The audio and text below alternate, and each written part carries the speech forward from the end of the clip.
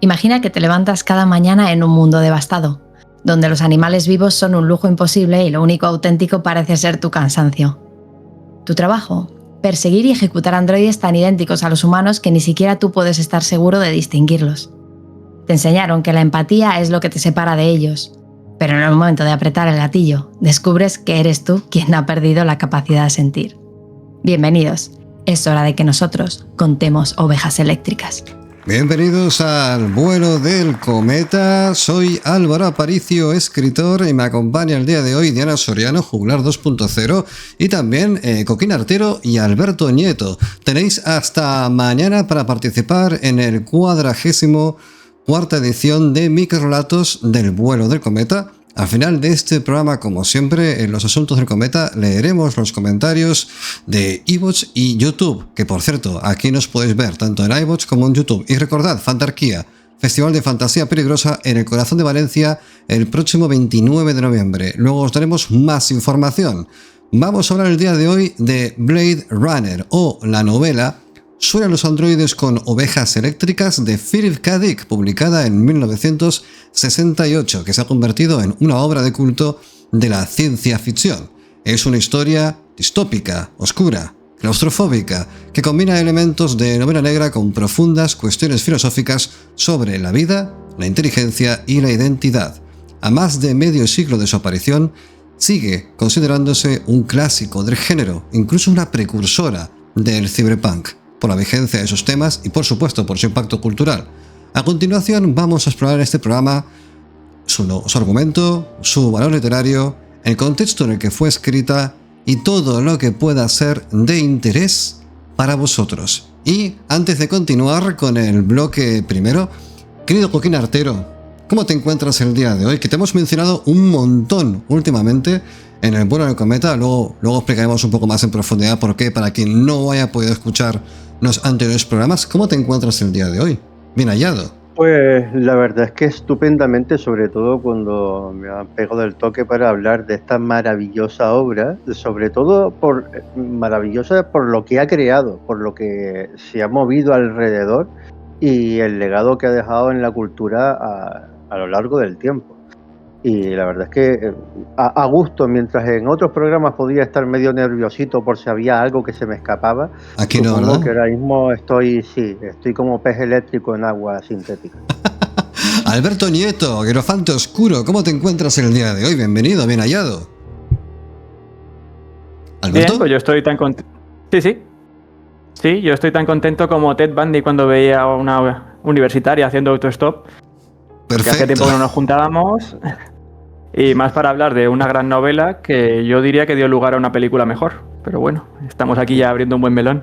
Ya empezamos con Estamos los melones. empezando fuerte, sí. Eso yo estoy contigo, es indiscutible, realmente. Sí, yo estoy con vosotros. Me parece también que en este caso el argumento del libro se pierde un poco, como lágrimas en la lluvia, Bueno, comparado con la película. Yo debo apuntar que en esa época los autores de ciencia ficción, como le comentaba antes fuera de línea a Álvaro, es que solían tener la tendencia de tener finales de mierda para poder ahondar en su trabajo en el proceso, en lo que están describiendo. Describen mundos que en sí el viaje de leerlos ya es satisfactorio, aunque al final te ponga un porque sí, a la hora de terminarlo o te deje exactamente igual.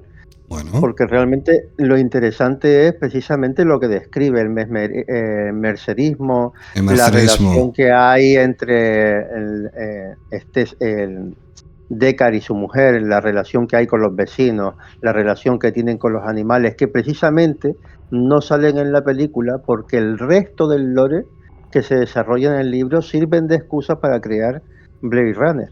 Ok, vamos, déjalo ahí, que lo has dejado votando, bastante potente. Luego el debate de ¿es mejor el libro o es mejor la película? O si a día de hoy hablamos del libro porque la música supuso un bombazo cinematográfico.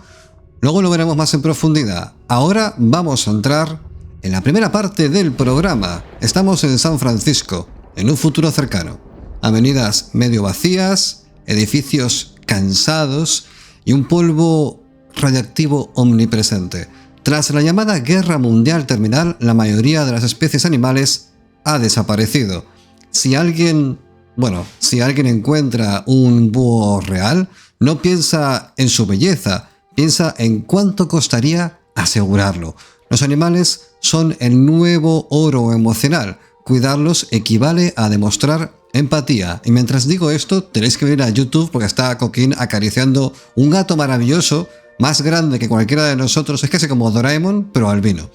Bueno, como decía antes, los animales son el nuevo oro emocional y cuidarlos es muy caro. El problema es que apenas quedan, así que han surgido imitaciones cada vez más sofisticadas. Ovejas, caballos, pájaros eléctricos, todos casi indistinguibles de los verdaderos. Tener uno falso no es una deshonra, salvo que alguien descubra que lo es. Mientras tanto, gran parte de la humanidad ha emigrado a colonias espaciales. Las autoridades venden el viaje como la única alternativa a la degeneración provocada por la radiación. Quienes se quedan en la Tierra sobreviven en ciudades semidesiertas, atrapados entre la nostalgia de lo perdido y la necesidad de adaptarse a un mundo en ruinas. En este paisaje aparece un segundo elemento clave: los androides. No hablamos de robots metálicos con tuercas, sino de seres orgánicos diseñados en laboratorios que a simple vista son idénticos a los humanos. Son mano de obra barata de las colonias, pero en la Tierra están prohibidos. Y aquí surge el dilema: ¿cómo distinguirlos de un humano auténtico? ¿Diana? Pues la respuesta oficial es un test de empatía, porque no basta con saber si alguien piensa, habla o paga los impuestos. Lo decisivo es si puede sentir con otros, si reacciona ante el sufrimiento ajeno. Un examen psicofisiológico mide dilatación de pupilas, sudoración, cambios en el pulso ante escenas incómodas. Si las respuestas son equivocadas, la conclusión es clara: ese individuo no es humano. Aquí entra al juego el protagonista, Rick Deckard, un cazarrecompensas encargado de retirar androides ilegales. Un trabajo que combina dos herramientas: un arma de alta precisión y un test emocional, porque vamos a recordar que no se pueden producir androides en la Tierra. En la Tierra los androides están prohibidos. Los androides se producen y sirven en las colonias como mano de obra, y para eso es para lo que sirven. Entonces, que estén en la Tierra es ilegal.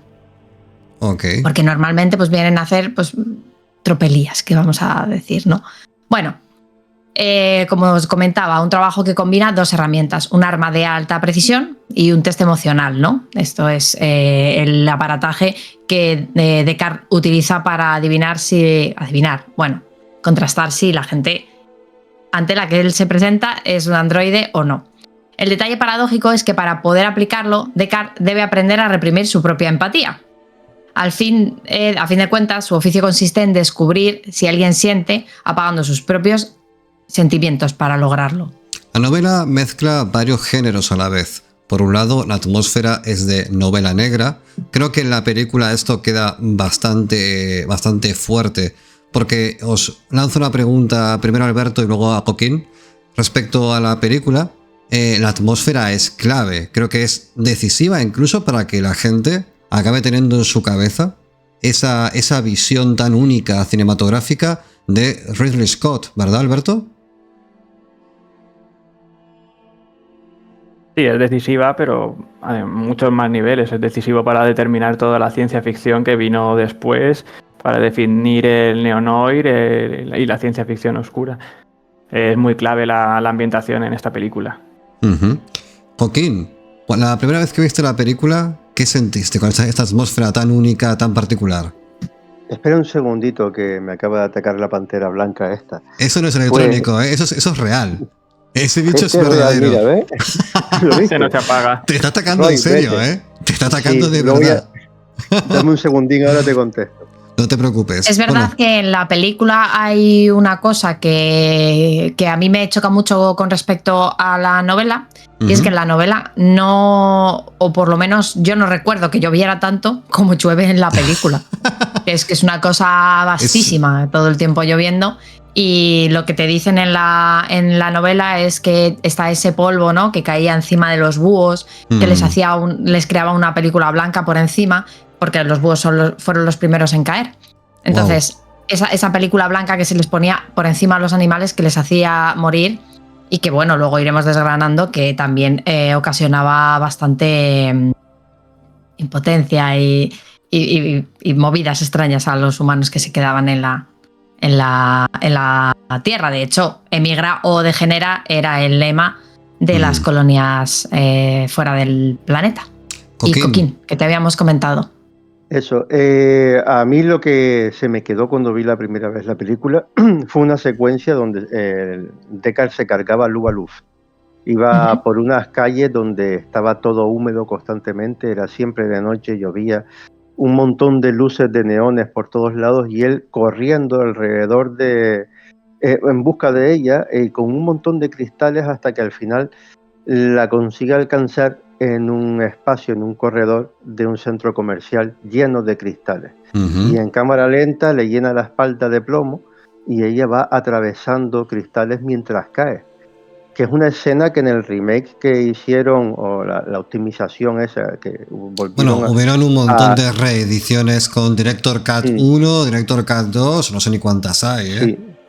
Pues después de 20 años me parece que hicieron una más y cogieron a la misma actriz 4. para repetir esa escena y era increíble. Eso fue lo primero que se me quedó. Y siempre me gustó la película, hasta que llegué a entenderle me gustó más, porque la vi siendo un niño. A mí lo que me molaba era el ambiente, esa voz en off. Yo lo vi cuando todavía era con voz en off. Que al principio el tipo hablaba de los andrinos, de los pellejudos, como si fuesen los chimpancés en los años 20, los negros. Y claro, esa vocecilla que se le acompañaba de fondo, el aspecto noir, era lo que me llamaba más la atención siendo un niño. Claro. Cuando fui creciendo, lo que más me llamó la atención fue la visión de Roy Batty. Claro, y luego también que hablamos de una obra que tiene varios elementos distópicos. Tenemos corporaciones tecnológicas tochísimas. Tenemos gadgets extraños que cambian la forma de entender la percepción de la vida. Y tenemos, por supuesto, el que quizás sea más decisivo y el que más genera esa sensación de pesadez y, bueno, de pesadumbre, mejor dicho, que es un planeta en decadencia. Y sobre todo es una alegoría filosófica. ¿Qué nos hace humanos? ¿Qué valor tienen nuestros recuerdos? ¿Puede lo artificial ser tan significativo como lo auténtico? Son 3 preguntas propias de Grecia antigua, peña en bolas, bueno, en túnica, perdón, o en bolas por debajo, debatiendo cosas que son muy elevadas para este programa. No vamos a entrar ahí, pero Philip K. Dick sí que bordea bastante esas orillas y va planteando a través de su obra y posteriormente la película estos elementos que hacen que, por ejemplo, la escena con Rachel, que es la clásica escena donde está Deckard con esa mesa larga con Rachel al otro lado, que es este personaje que tiene este pelo tan propio de época, con este paisaje maravilloso crepuscular de fondo que es increíblemente bonito.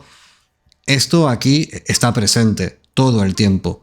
Lo que no tengo muy claro es la naturaleza propia del test. Sé que la novela, cuando sale, el test de Turing... Es el test de Turing, ¿no? Es el test de Turing que anda por ahí, pero no sé si sigue un tipo de mecánica o patrón propio. Luego lo vamos a hablar, pero vamos a decir... En la novela lo llaman Boy-Cap.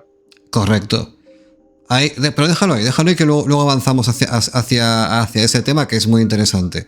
Bueno, mucha gente ha dicho que esta novela ha sido una de las semillas del cyberpunk, antes incluso de que existiera el término. Hablamos, como decía Coquín, ¿no?, de neón, ciudades sombrías, preguntas existenciales, o sea, full pack de este tema. Pero lo importante no son solamente los decorados, sino que cada objeto de este mundo funciona como un símbolo. El órgano de ánimos que regula emociones, que de hecho así es como empieza la novela, que empiezan ahí los dos hablando y él dice, bueno, quiero sentirme no sé cuánto, y la otra que quiero sentirme no sé qué. La caja de empatía que conecta conciencias, los animales eléctricos, todo tiene un doble sentido y todo nos interpela directamente. De hecho, el título de la obra es casi una broma, porque Deckard tiene una oveja. Entonces, que una película, que de hecho es una gran disonancia, ¿no? Tú conoces la película, Blade Runner, Harrison Ford, todo súper pepino, y de pronto el título de la obra es Las ovejas, no sé cuánto pueden soñar. Es como, ¿qué es esto? No entiendo nada. Pero bueno, es que van por caminos un poco distintos en algún punto. Bueno, sabemos cuáles son las reglas del juego. En un mundo donde casi todo puede falsificarse, lo único que importa es lo que sentimos hacia lo que nos rodea. Y a partir de aquí nos toca entender por qué Philip K. Dick imaginó este escenario en los años 60 y qué miedos y obsesiones de su época alimentaron una historia que, más de medio siglo después, sigue siendo tan perturbadoramente actual. Dicho lo cual, redes sociales del vuelo del cometa, en X Twitter, en Threads, en Blue Sky, en Instagram y en Facebook. Vuelo del cometa en todas partes. Estamos en iBots y estamos en YouTube. De hecho, nos podéis ver, si queréis ver cómo ha sido antes Joaquín atacado por una pantera blanca, podéis verlo. En el minuto 12, creo que fue, o 9, no me acuerdo, pero venid y comprobadlo. Y vamos a avanzar hacia el primer bloque de lecturas. Así que, querida Juglar 2.0, cuando tú me digas, vamos para allá. Vámonos. Estoy listo para empezar, dijo Rick, y señaló su maletín del departamento. El nerviosismo del mayor de los Rosen reforzaba su propia confianza. Me temen, se dijo con desconcierto, incluyendo a Rachel Rosen. Es posible que les pueda obligar a dejar de producir los Nexus 6. Lo que yo haga durante la próxima hora afectará a la estructura de sus operaciones. Podría incluso ser decisivo para el futuro de la asociación Rosen, tanto aquí en los Estados Unidos como en Rusia o Marte. Los dos miembros de la familia Rosen le estudiaban con aprensión y se dio cuenta de la falsedad con que le habían tratado. Al acudir allí les había llevado el vacío. Marcaba el comienzo de su irrelevancia y la posibilidad de una muerte económica. El suyo es un poder descontrolado, pensó. Esta empresa está considerada como uno de los ejes del sistema industrial, la fabricación de androides. De hecho, está tan interrelacionada con los esfuerzos colonizadores que si uno se arruina, el otro le seguirá al poco. La asociación Rosen, como es natural, entiende perfectamente la situación. Es obvio que Eldon Rose ha sido consciente de ella desde que llamó a Harry Bryant. Yo no me preocuparía en su caso, dijo Rick mientras los dos Rosen le conducían por un pasillo amplio y muy iluminado. Se sentía tranquilo y satisfecho. En ese momento le hacía sentir más alegre que ninguno que recordara anteriormente. Bueno, todos sabrían pronto lo que podía conseguir su aparato de pruebas. Y lo que no. Si no confían en la escala Boy-Camp, señaló, es posible que su organización debiera desarrollar su propio test alternativo. Podría argumentarse que la responsabilidad de este asunto recae en parte en ustedes. Oh, gracias. Los Rosen le habían dirigido del pasillo a un agradable saloncito decorado con alfombras, lámparas, un sofá y unas mesitas modernas en las que descansaban revistas recientes. Entre ellas, observó, el suplemento de febrero del catálogo Sydney, que él no había visto aún. De hecho, no estaría disponible hasta 3 días después. Obviamente, la asociación Rosen tenía una relación especial con Sydney. Enfadado, cogió el suplemento. Esto es una violación de la confianza pública. Nadie debería tener por anticipado la información sobre las variaciones de precios. De hecho, suponía la violación de una normativa federal. Intentó recordar la ley correspondiente, pero no pudo. «Me lo voy a llevar», remachó, y abriendo su maletín, tiró dentro el folleto. Eldon Rosen habló cansadamente después de un intervalo de silencio. «Mire, oficial, no es nuestra costumbre solicitar por adelantado». «Mi misión no es mantener el orden», dijo Rick. «Soy un cazarrecompensas».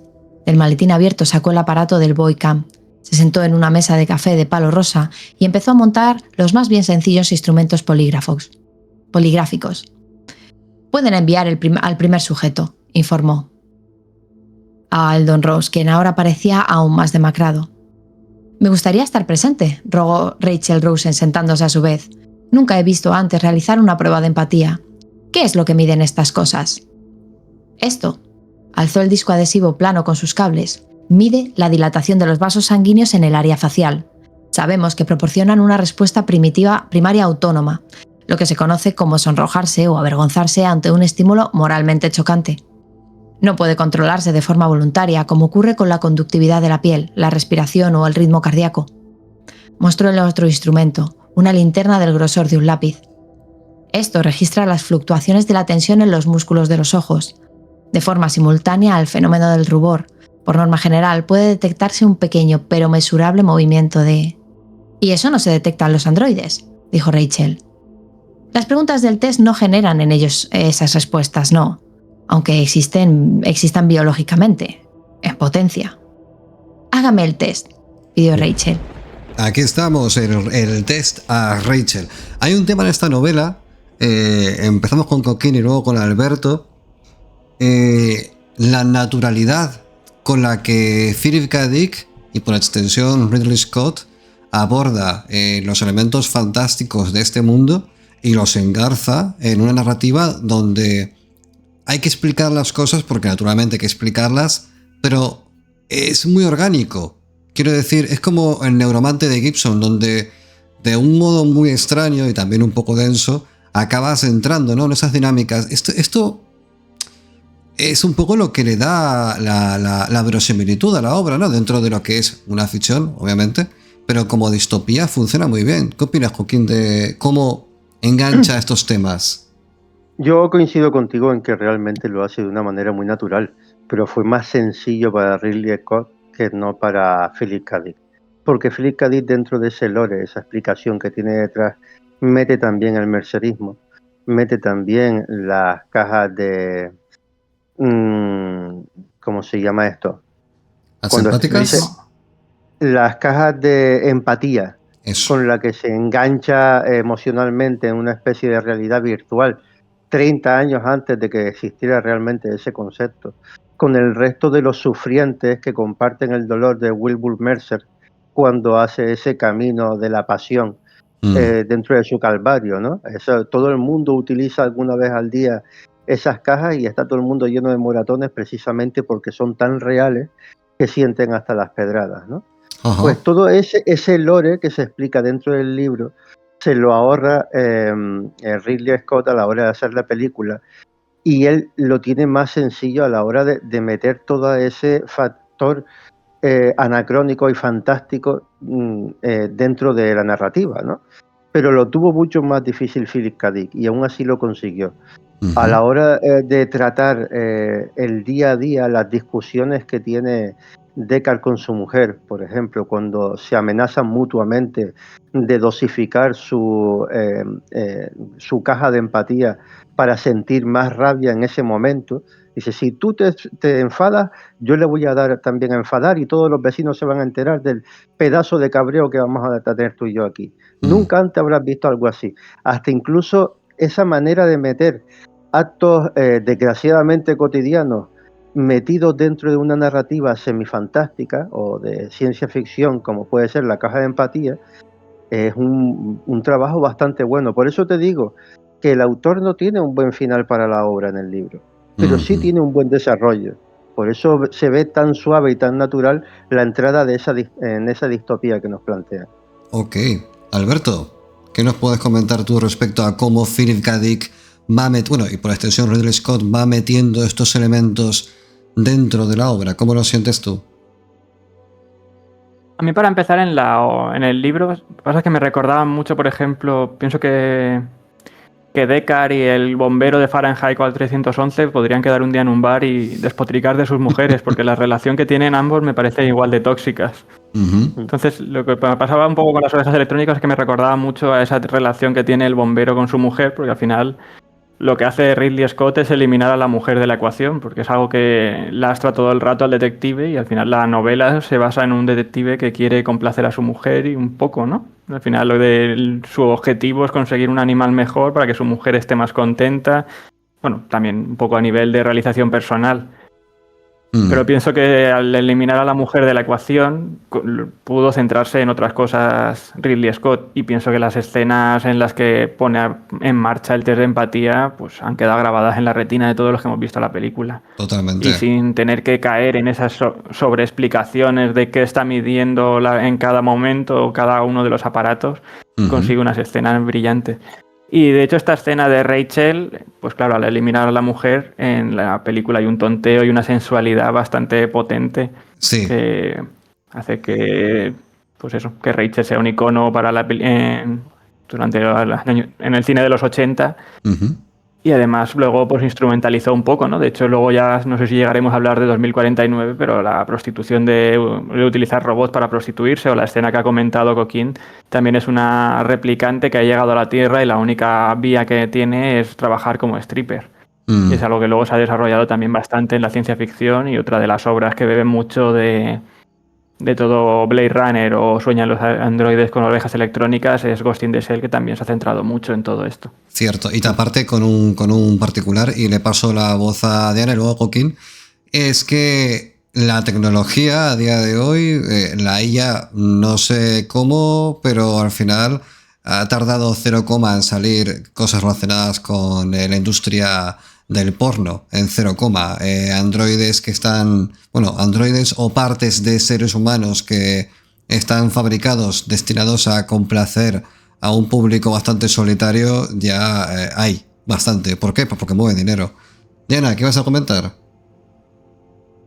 Nada, iba a decir que es verdad que en la película se quita a la mujer, pero yo no creo que para nada en la novela sea un lastre. Es verdad que sirve para un explicar... lastre a la hora de adaptarlo. Pienso que Sí, funciona bueno. la película bien porque él no está constantemente pensando en voy a contentar a mi mujer. Bueno, pero Porque tampoco eso que desarrolla... es... Pero tampoco es del todo así, porque realmente la relación que tienen es verdad que es un poco tóxica, pero es que yo creo que marca un poco más el tono de nos teníamos que haber ido, no somos suficientes y por eso estamos aquí, y tenemos que conseguir algo que nos calme porque nos hemos quedado atrás como todo el mundo, o sea, como los parias realmente. Y es un tema que habla, además no podemos dejar de llamar la atención sobre lo que se me ha caído de ahí detrás. Y además... Poltergeist. Sí, bueno, la vida. Y sobre que hay un modo en el radial este que ellos ponen, como si subieran la calefacción, de admitir la superioridad de tu marido sobre cualquier cosa moral que se obtenga. O sea, que está genial. O sea, en plan, voy a poner sí cariño para todo el día. Entonces, bueno, no se podía discutir en esa casa. Imposible. Pones ese modo y chimpún. Joaquín, brevemente y continuamos. ¿Qué querías comentar antes? Que precisamente las cosas que se ahorró Ridley Scott a la hora de adaptar el libro fue esa contraposición de lo que es políticamente correcto, es decir, tener un animal, usar la caja de empatía, cumplir con todo lo que se espera de ti, contra lo moralmente aceptable, y es que retiras asesinando androides que son indistinguibles de los humanos. Entonces, esa contraposición entre lo políticamente correcto y lo moralmente aceptable es lo que se ahorra este hombre a la hora de hacer la película, y sin embargo le quedó una gran obra de arte. Lo que pasa es que también tendríamos que meternos en el proceso del making of para ver cuáles fueron los condicionantes que hicieron que la obra fuese así, no de otra manera. Hombre, totalmente. Pasa que eso, tela, hermano. Vamos a continuar porque el making of nos puede llevar un programa entero solamente para la primera versión del director. Hay 4 y luego la secuela. Y la banda sonora flipa. Bueno, es que la banda sonora de Vangelis, el Rachel Song, es un himno. Tío, de aquel entonces es maravillosa esa banda sonora. Son muchos elementos coincidiendo que, por cierto, para trasladar a los comentarios de la gente de iVoox y de YouTube, si queréis comentar qué pensáis de película, libro, en dónde acierta cada una, dónde es mejor Ridley Scott que Philip K. Dick, al final es un poco capcioso porque al final son medios distintos, pero sí que es verdad que en la visión conceptual hay variaciones que hacen que una obra discrepe ligeramente respecto al tratamiento de la otra. Entonces ahí, a ver qué opináis. Vamos a irnos ya a la novela, porque para entenderla conviene dar un salto atrás en el tiempo. Se publica en 1968, y esa fecha no es casualidad, son los años de la Guerra Fría, la carrera espacial y del miedo nuclear. El planeta entero vivía bajo la sombra de la bomba atómica, y la idea de un mundo devastado por la radiación no era un capricho literario. Era una posibilidad que la gente podía imaginar con bastante facilidad. Lo hemos visto en la obra de Ray Bradbury, lo hemos visto en un montón de novelas de aquel entonces cuando tocamos Los futuros peligrosos, el ciclo de hace un mes y medio, 2 meses. La cultura popular de los 60 estaba marcada por la ansiedad, hablamos de Vietnam en los periódicos, misiles apuntando de un bloque a otro y el primer hombre a punto de llegar a la luna. Un mundo obsesionado con el progreso tecnológico y al mismo tiempo aterrado con sus consecuencias. De ese caldo de cultivo salió la ambientación de Dick, un planeta lleno de polvo radioactivo, especies extinguidas y sociedades humanas que sobreviven como buenamente pueden. Lo que para nosotros suena a metáfora, para los lectores de 1968 era casi un escenario plausible. A esto se suma algo más. A mediados de los 60 había comenzado a hablarse seriamente de inteligencia artificial. En 1950, Turing plantea su famoso test para averiguar si una máquina podía pensar como un ser humano. Esa idea caló tanto en los debates académicos como en los filosóficos y Dick se preguntó, ¿y si no basta con pensar? ¿Y si lo que nos define es algo mucho más frágil, como la empatía? De ahí nace el test Voigt-Kampff, una respuesta dickiana, como comentábamos antes, al test de Turing. Pero no todo venía de la ciencia, había también una herida histórica muy reciente: la Segunda Guerra Mundial y el Holocausto. Dick, que había investigado para escribir El hombre en el castillo, una de sus obras, se topó con documentos de oficiales nazis donde la ausencia total de compasión resultaba escalofriante. Uno de ellos se quejaba de que no podía dormir porque los gritos de los niños judíos hambrientos eran muy molestos. Uf. Esa falta de empatía absoluta llevó a Dick a una pregunta tan horrible como esa declaración: ¿puede alguien que se comporta así seguir llamándose humano? Los androides de su novela, seres incapaces de sentir con otros, son una metáfora directa de esa inquietud. Y si estáis inquietos, tengo que deciros que a lo mejor es porque todavía no habéis terminado vuestro relato para el segundo premio de cuentos del vuelo del cometa, que ya está a puntito de... Bueno, tenemos ya un montón. Aquí tenemos, aparte del jurado, el día 29 se declarará quién ha sido el ganador en Fantarquía, que lo vamos a hacer en Valencia, vamos a estar ahí todos junticos. Sabéis que, como ya hemos dicho otras veces, este premio es gracias a Ediciones Coquín Artero, que lo tenemos aquí. Wow, muchas gracias. Casualidad. El premio, que es un fabuloso y maravilloso trofeo hecho en madera por Cousas de Madera, y con la ayuda también inestimable de nuestro amigo Corman de Los Cuentos de la Casa de la Bruja, que va a radioficcionar al ganador. Y por supuesto, nuestros siempre mecenas ahí en la sombra, Ediciones El Transbordador. Y continuamos con esto que os estaba diciendo, inquietos, ¿no? Pero bueno, ya más tranquilos. Está el contexto cultural de cuando se escribió la obra. Finales de los 70, auge de la contracultura, la desconfianza hacia la autoridad, pues ya veníamos un poquito escaldados. La televisión colonizando los hogares y un nuevo tipo de ciencia ficción, esto es muy importante, la llamada nueva ola, que buscaba romper con los viejos clichés del género, normal porque ya estaban sobaísimos.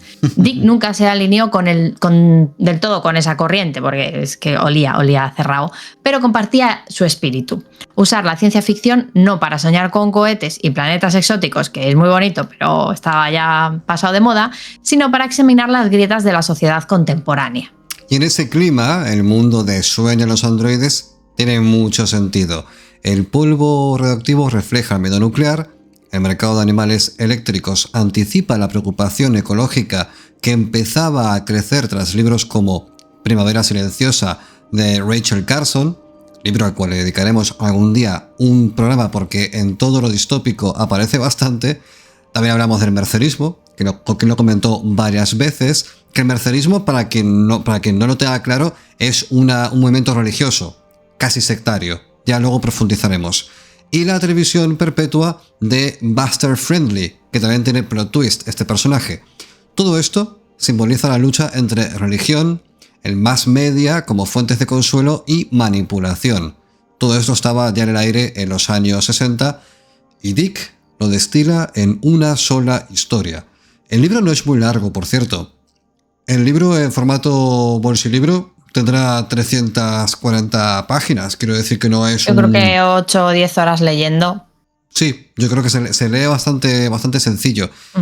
Lo interesante es que todo esto Dick no lo hizo con ánimo profético. Dick no era un ingeniero futurista ni un divulgador de ciencia. Era sobre todo un escéptico.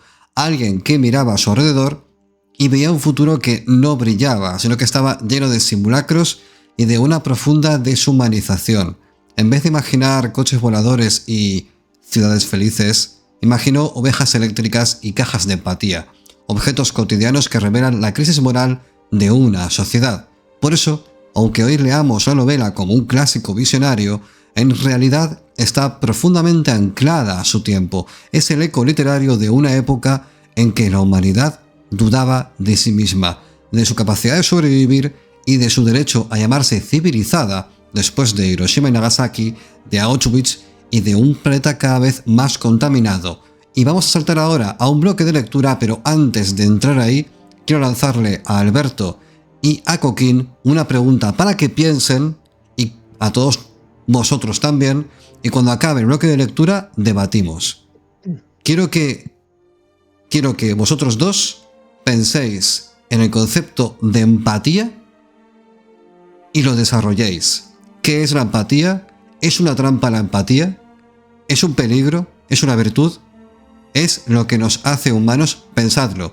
Vamos ahora en 3, 2, 1, bloque de lectura. Vamos allá. Cuando llegaron al edificio del museo, buscaron en qué planta se exponían los trabajos de Munch y subieron a ella. Poco después se encontraron entre pinturas y grabados de madera. Había mucha gente en la exposición, incluyendo una clase de primaria. La voz aguda de la profesora se filtraba por todas las salas de la exposición, y Rick pensó que así es como esperaría que sonara un androide.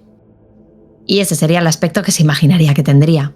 No como Rachel Rose en All Over Luft, o el hombre que estaba a su lado, o más bien las cosas que estaba a su lado. La cosa que estaba a su lado. ¿Has oído que algún androide tenga cualquier tipo de mascota?, preguntó Phil Rest. Por alguna oscura razón sentía la necesidad de ser brutalmente sincero. Quizá ya había empezado a prepararse para lo que se esperaba. En 2 casos que conozco, los droides eran propietarios y cuidaban de animales, pero no es corriente. Por lo que he podido saber, la cosa no suele funcionar. El droide es incapaz de mantener vivo al animal. Los animales necesitan cierta calidez en su entorno para desarrollarse, salvo los reptiles y los insectos. ¿Y no necesitaría ese calor humano una ardilla? ¿Una atmósfera de amor? Buffy está de maravilla, tan fresca como una lechuga. La peino y la cepillo en días alternos. Un óleo llamó la atención de Phil Reis, que se detuvo a mirarlo con detalle. Mostraba a una criatura calva, oprimida, con la cabeza en forma de pera invertida, las manos cerradas en un gesto horrorizado sobre los oídos, y la boca abierta en un grito mudo. Ondas retorcidas partían de la criatura como un fruto de su tormento, ecos de su gemido que fluían por el aire a su alrededor. El hombre o la mujer, o lo que fuera, había terminado por verse enclaustrado en el interior de su propio aullido. Se tapaba los oídos para escapar del mismo sonido que producía. La criatura estaba sobre un puente, sin nadie a su alrededor. Gritaba en soledad, aislado, por o a pesar de su grito. Hizo un grabado en madera de este cuadro, dijo Rick, leyendo la tarjeta colocada junto a la partitura. Creo que así es como debe sentirse ser un droide, apuntó Phil Rest. Dibujó en el aire las circunvoluciones visibles en la pintura que partían del grito de la criatura. Yo no me siento así, por lo menos no creo que sea... Se interrumpió cuando varias personas se acercaron a examinar el cuadro. Ahí está Luba Luft, indicó Rick, y Phil Rest detuvo sus sombrías introspecciones justificativas. Los dos caminaron hacia ella con paso controlado, tomándose su tiempo como si no hubiera motivo de preocupación, como si lo más importante fuera mantener la atmósfera de normalidad. A los otros humanos, que no hacían caso de la presencia de androides entre ellos, había que protegerles a toda costa, incluso si se oponía que la presa escapara. Con un catálogo en las manos, Luba Luft, que vestía unos anchos pantalones brillantes y una especie de chaleco con reflejos dorados, parecía absorta en el cuadro ante el que se encontraba.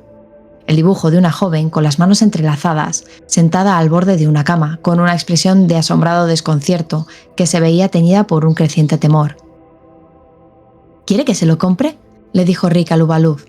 Se puso detrás de ella y le colocó la mano en la parte superior de uno de sus brazos para hacerle sentir que la tenía bajo su poder, que no le haría falta ningún esfuerzo para detenerla.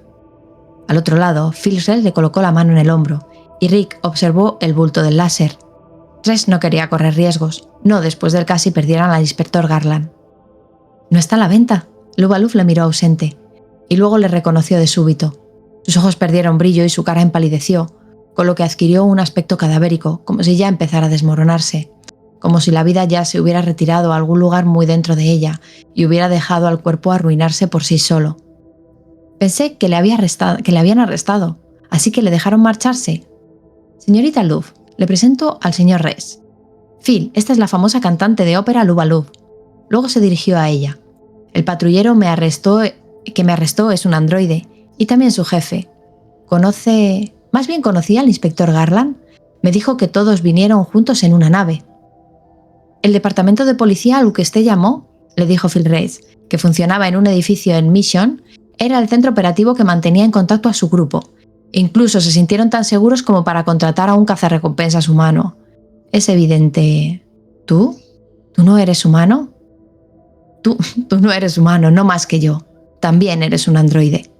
Muy bien, pues vamos a hablar ahora de la empatía, pero antes de arrancar, os voy a contar algo. Academia Oscura, taller literario de terror verdadero, donde el misterio de la condición humana, la ciencia dura o el terror gótico tradicional, todo eso tiene lugar en estas criptas. Así que si estáis buscando un taller literario de terror, la Academia Oscura, solo tenéis que ir al Patreon del Vuelo del Cometa o a la página de alvaraparicio.net. Vais a ver toda la información para apuntaros a la siguiente clase, que va a ir nada más y nada menos que del estilo literario, la forma de escribir y todo lo que implica la figura de Stephen King. Ahí es nada. Bueno, vamos a empezar con Alberto. La pregunta que antes os he lanzado, Alberto, adelante, por favor. Vale, yo creo que la empatía es un arma de doble filo. De hecho, me ha recordado a un relato un arco argumental de Hellblazer que se llamaba La empatía es el enemigo, y era un demonio que propagaba la empatía con todas las personas y hacía que la vida fuera insoportable. Entonces yo, por ejemplo, como sanitario, creo que la empatía es necesaria, pero si tienes un grado de empatía demasiado alto, es completamente un lastre para poder desconectar de tu trabajo, para poder hacer cualquier cosa en la vida. Pienso que una empatía elevada puede ser, pues eso, un demonio que nos consumiría a todos. Usted no conocía esa subtrama. Un demonio que eleva la empatía para que todo sea insoportablemente emo. Flipas. Sí, claro. Si tú ves a alguien pidiendo, por ejemplo, pidiendo en la calle, que normalmente pues, nos da pena, pero solemos pasar de largo. Si realmente tiramos una empatía al 100% de verdad me siento como esa persona, no podrías pasar de largo. En la serie o cualquier cosa que tuvieras que hacer. En la serie de Hannibal, que tiene 3 temporadas, el protagonista, que es Will Graham, funciona como detective y es capaz de localizar a Hannibal Lecter, que es Matt Mikkelsen, si no recuerdo mal, porque su grado de empatía es tan alto que puede entender por qué hace lo que hace, aunque no esté de acuerdo con él. Es flipante. Coquín, tu turno. Sí. Yo considero que la empatía es necesaria para entenderse entre los seres humanos, sobre todo como una respuesta fisiológica a sobrevivir, un instinto de supervivencia. Si yo entiendo cómo se siente el que está frente a mí, sabré cómo interactuar con él para que los dos salgamos favorecidos, ¿no? Uh-huh. Pero también es importante la empatía en base al entorno que te encuentres. No Claro. es lo mismo la necesariedad de sentir empatía por una persona que está hecha polvo en una sociedad de bienestar que en medio de las ruinas de una guerra. Entonces, claro, el concepto de empatía, de igual manera que el concepto del bien y el concepto del mal, son constructos humanos. Realmente todo se reduce a: ¿es necesario para seguir sobreviviendo ponerme en el lugar de esta otra persona? Claro, ahí entramos otra vez en el debate que plantea el autor de la dualidad entre lo políticamente correcto, lo que se espera de ti, y lo moralmente aceptable. Uh-huh. Vale. Bueno, Diana, por favor, no puedes faltar tú. Bueno, yo creo que por un lado tiene mucha razón lo que dice Alberto, y para ponerle vallas a esa empatía tenemos que ajustarnos a unos códigos burocráticos normalmente, pero creo que en cierto modo pues hace más falta de la que, o sea, haría más falta de la que sobra. Pero es verdad que depende mucho del contexto. O sea, es verdad que cuando tú trabajas en un sistema orgánico, claro, imagínate si le dieras todo lo que necesita a todo el mundo. Te quedarías sin recursos en la tercera persona a la que tendieras. Entonces, es complicado. La verdad es que es un tema complicado. Bueno, vamos a continuar con la novela. Opinas? ¿Yo qué opino? ¿Sobre la empatía? No me esperaba este boomerang. Bueno, no necesito opinar. Brevemente. Usar tus poderes. Voy a coger un poco de lo que habéis dicho cada uno. Es la empatía, hay que bloquearla en un momento, porque si no al final es humanamente imposible cargar con lo que todo el mundo siente, sobre todo cuando la empatía la solemos asociar a entender sentimientos negativos de la otredad. Porque, hablar de la empatía cuando hablamos de la felicidad ajena es como que se da por hecho, ¿no? Porque la felicidad es contagiosa per se, pero la tristeza, el dolor, los problemas, la empatía yo suelo asociarla sobre todo a vincularte con el malestar de otra persona, poder entenderlo y ponerlo en contexto. También entiendo la parte de Joaquín que él comentaba, ¿no? Todo es un marco de referencia. Entonces, la empatía creo que es un privilegio. Verdaderamente. Es un privilegio que es como cuando hemos hablado en alguna ocasión, ahora que hemos comido podemos hablar de metafísica. Es un poco cuando estás en un contexto en el cual todos tus principios básicos están cubiertos, puedes empezar a preocuparte por el vecino a ese nivel.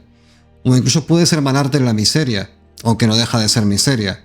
Pero una sociedad creo que desarrolla la empatía cuando la ciudadanía tiene lo mínimo cubierto para poder empezar a salir de ese estado de alerta continuo que te hace ser agresivo, que es el animal que tiene hambre, el animal que tiene miedo, el animal que desconfía, porque lo que tiene es tan crítico para sobrevivir un día más que no hay lugar a entenderte. Te voy a morder porque no quiero que te acerques. Entonces la empatía para mí es un privilegio.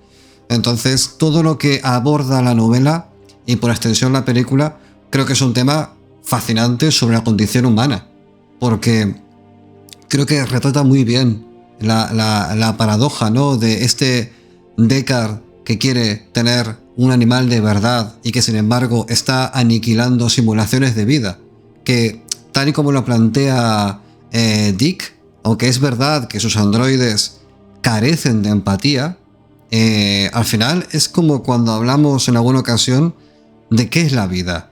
La vida no es más que una cantidad innumerable de procesos químicos disparándose de forma simultánea. Si fuéramos capaces de simular eso dentro de un superordenador, no habría mucha diferencia, porque enseñarle a una persona a que esto hace daño, sí, hay una respuesta biológica, te quema. Pero a una máquina también la puedes entrenar para sentir una simulación de lo mismo. De que esos receptores no son físicos, son lógicos. Entonces se puede reproducir. Es que a todos los efectos, cuando se imagina un androide, no hay diferencia entre la manera en la que aprende de un humano. Quiero decir, los humanos como norma general no inventan nada. Las cámaras de fotos funcionan como los ojos, los ordenadores funcionan como los cerebros. Todo funciona como funcionamos nosotros porque lo hacemos en base a una copia. Si fuéramos capaces de inventar cosas que no tuvieran nada que ver, alguna habrá, no estoy diciendo, ¿no? Pero bueno, es verdad que tú cuando programas un androide o cuando programas un programa de ordenador, lo haces como si lo hicieras con una persona, le enseñas. Entonces, realmente, yo creo que esto también lo hemos hablado alguna vez, los humanos también estamos programados. Claro, y luego una cosa respecto a la empatía, la trampa de la empatía. Hace poco hubo una polémica en redes sociales porque un rapero, no sé muy bien quién, le metía una patada a un androide de Boston Dynamics, ¿vale? Le metía una patada y medio le pegaba y tal. Y la gente... ¿El perrito ese? No era un perrito. ¿Ese que es como un perrico? No, era un androide bípedo. Y le pegaba una patada y el bicho se levantaba de nuevo. Y la gente estaba horrorizada porque decía, es que le está pegando. Tío, que es una máquina. O sea, le está pegando un cacho de hierro. Pero yo creo que sería más... A ver, yo ahí me escandalizaría más por el acto de violencia en sí que contra No, lo que lo hiciera, pero no porque era- si lo hiciera contra una caja, no yo diría era- también, pues que innecesario, ¿no? Pero es que no era un acto de violencia en el sentido de que Mira. está, sí, hombre, pegándole una pared como un loco. Yo también diría, joder, no es que la pared me Eh, importe, pero es que Yo te digo innecesario. una cosa. Ese bicho cuesta 3 veces lo que cuesta mi casa. Yo pillo al rapero ese de los pantalones bajados, pegándole una pata a la puerta de mi casa, lo mato. ¿Sabes? A hostia. O sea que, Bueno. claro, algo de sentimiento empático sí se ha de tener en base hacia a qué le estás haciendo tú la agresión. al valor, ¿no? De las Claro. cosas, realmente. Y sí, yo entiendo que la gente se queje si fuesen los dueños del jodido robot. De otra manera sería, bueno, estoy haciendo algún tipo de acto vandálico que puedo corresponder con la carga del oro de mis collares. Si Madre alguien mía. se queja, toma un par de ellos. Pero Claro, sí toma un par de que, eslabones. ahí está, pero sí que es que el tipo lo hizo por llamar la atención y hacerse el machote, pero la reacción del público ante ese acto, si fuese Bueno, la yo creo casa que de una estaba... persona que... Claro, yo creo que estaba claro también lo que quería conseguir con el acto en sí. O sea, quería crear una polémica y que la gente saltara al final estas Bueno, cosas. yo creo que ni siquiera, porque a mí se me viene un bicho de estos andando por aquí y le meto una patada como la rumba y digo, quita. Le metes una patada, no Oye, siento. rumba. No No te le puedo. hables mal a Mari Carmen. Ay, Ojo. pues, Irán por ti Ojo. primero. sí, Ojo es que la verdad. rumba también cuesta lo que cuesta mi casa, ¿sabes? Bueno, Bueno, vamos a escucha, volver. la La rumba casa de igual, ¿no? A lo mejor tu casa es muy barata, Está puto Joaquín, cara, pero ¿eh? bueno, vale. Vamos a Está puto volver. cara la rumba. Vamos a ver que Dick, como regresando a la novela, toma ingredientes de géneros muy diferentes. Hemos hablado de novela negra, porque tenemos a Deckard, cansado, es una ciudad oscura, un encargo que es más complicado de lo que parece y una atmósfera de sospecha donde nadie dice toda la verdad. Por otro lado, encontramos la distopía, un planeta devastado, corporaciones, gadget, una sociedad dividida entre colonias espaciales y ciudades en decadencia, y en el corazón de todo, este núcleo filosófico del cual ya hemos hablado, que es el valor de la vida humana, el significado, mejor dicho, de lo que es la chispa de la vida.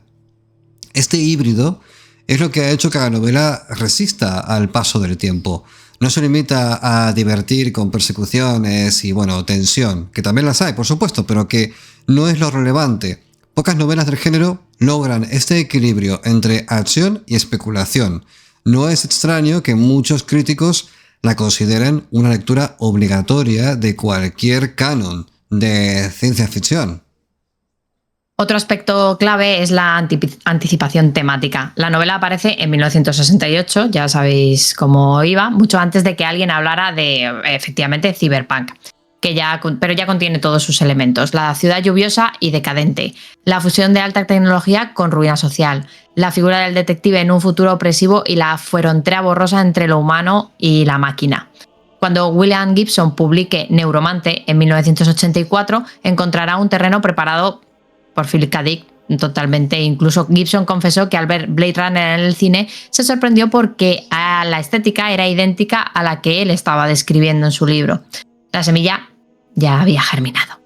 En cuanto al estilo, Dick escribe con una prosa directa y bastante sobria. No se recrean descripciones largas ni en tecnicismos científicos. Prefiere frases claras, escenas rápidas y diálogos que revelan tanto como ocultan. De hecho, como raja esta gente, es que se pasa todo el libro rajando. Este tono encaja con la atmósfera noir. Sí, claro, me ha costado encontrar trozos que me explicáis un poco. Deja ya de hablar, chiquillo. Bueno, este tono encaja con la atmósfera noir. Más que describir con detalle cada rincón de la ciudad, lo importante es el clima de sospecha y ambigüedad, ¿no? El resultado es una narración ágil que, sin perder ritmo, deja espacio para que el lector se detenga a pensar. A esto se suman las invenciones simbólicas, pequeños detalles que funcionan como metáforas, ¿no? Lo hemos hablado antes, el órgano de los ánimos. Por ejemplo, permite a un personaje programar su estado emocional a voluntad y en plan, ¿cómo me voy a sentir mañana? ¿O cómo quiero sentirme dentro de un rato? Y tú vas ahí, te giras, tiene una numeración, pones la 592, estás feliz como una perdiz y ya está. A mí siempre me ha llamado la atención que a veces se programaban un poquito de depresión, siempre. Sí. Bueno, es que al principio de la novela... De melancolía. Claro, No al principio de la novela... Siempre.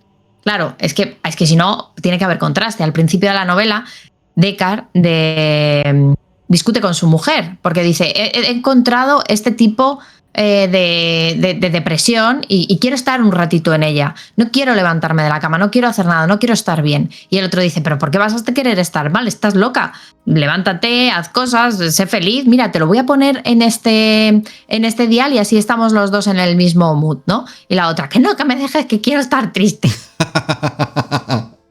Pero es como muy absurdo. Interesante, porque yo entiendo que Philip K. Dick, Sí. supongo que habría pasado por algún tipo de depresión o tratado con Sí, alguien en Bueno, depresión. yo creo sí, que sí. pasaba por su...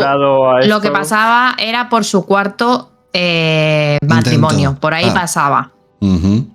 Ahí Cuarto estaba el matrimonio. hombre. Entonces seguro. Bueno, para Sí. quien no lo sepa o no recuerde, tenemos un monográfico de 3 partes sobre la vida y obra de Philip K. Dick, donde nuestro querido Miguel Ramírez Moreno nos cuenta con una biografía que se publicó, no recuerdo muy bien si fue la propia Gigamesh, no lo sé, pero que ahí cuenta todas las peripecias del señor Philip K. Dick, que tenía un cacao mental de 3 pares de narices. Era un señor complejo. Sí, sí. A ver, no, es verdad que en general en su vida no lo había pasado bien porque cuando era pequeñito su hermana se murió, creo que es su hermana gemela.